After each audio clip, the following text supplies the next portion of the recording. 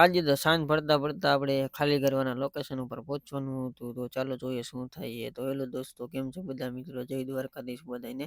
રાત્રે આપણે સૂઈ ગયા હતા ટેમ્પોની આપણે રાજસ્થાનની, એટલે સવારે ઉઠ્યા, ચા પાણી કમ્પ્લીટ કરીને નીકળી ગયા અને કરમાળા પાસ કરીને આપણે ચડી ગયા હાઈવે. અને હાઈવે ચડતા ધીમે ધીમે હાઈલે જતા હતા અને નગરવાળા રોડ ઉપર ને આવી ગયા. પછી આપણે નગર બાયપાસમાં, અને નગર બાયપાસમાંથી આપણે ચડી ગયા પાછો શિરડીવાળો રોડ, ને શિરડીવાળા રોડ ઉપર ચડતા આપણે આવી ગયા રાજસ્થાનની કાઠિયાવાડી હોટલે ચા પાણી પીવા માટે. અને ચા પાણી કમ્પ્લીટ કરીને આગળ આવી ગયા પાછા, અને નાંદુર સિકોડા બાજુ આપણે ટર્ન મારી દીધો, અને નાસિક બાજુ ટર્ન મારીને આપણે પાછો ચડી ગયા નાસિક વાળો હાઈવે. અને આગળ જતા આપણે લાગી હતી ભૂખ, એટલે ભાઈ આવી ગયા રાજસ્થાનની હોટલે જમવા માટે. 2 વાગી ગયા હતા, એટલે નિરાંતે જમી કરવી લે. જમી કરવીને વળી પાછા નીકળી ગયા આપણે, અને આવી ગયા પાછા નાસિક વાળા હાઈવેમાં. અને પહોંચી ગયા પછી આપણે નાસિક સિટીમાં, અને ધીમે ધીમે કરીને આપણે નાસિક સિટી પાસ કરીને પછી આપણે પકડી લીધો સાપુતારા વાળો રોડ. ને આગળ જતા જતા આપણે આવી ગયા પછી મહારાષ્ટ્રની બોર્ડરે, અને મહારાષ્ટ્ર બોર્ડર એન્ટ્રી બેન્ટ્રી દઈને પહોંચી ગયા આપણે સાપુતારામાં. અને આવું મસ્ત મજાનું લોકેશન હતું. ને